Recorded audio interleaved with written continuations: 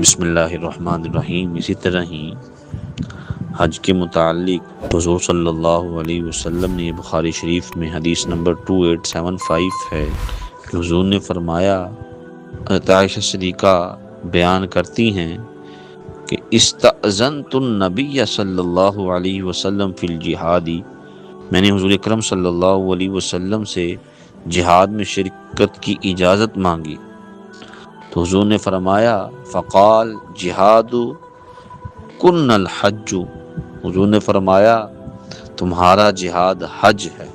اس سے پتہ چلتا ہے عورتیں اگر حج میں شریک ہوں تو وہ ان کے لیے جہاد ہے۔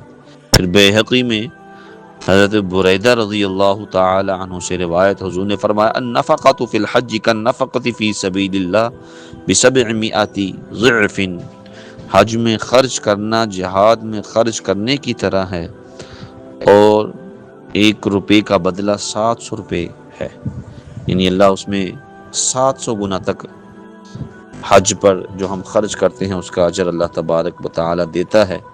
پھر اسی طرح ہی ایک حدیث حضور نے فرمایا الحاج یشفع فی 400 اہل بیت او قال من اہل بیتہ ویخرج من جنوبہ کیوم ولدتہ امہ، کہ حاجی کی سفارش 400 گھرانوں میں مقبول ہوتی ہے، کہ حضور نے فرمایا یا اس طرح فرمایا کہ 400 آدمیوں کے باروں میں قبول ہوتی ہے۔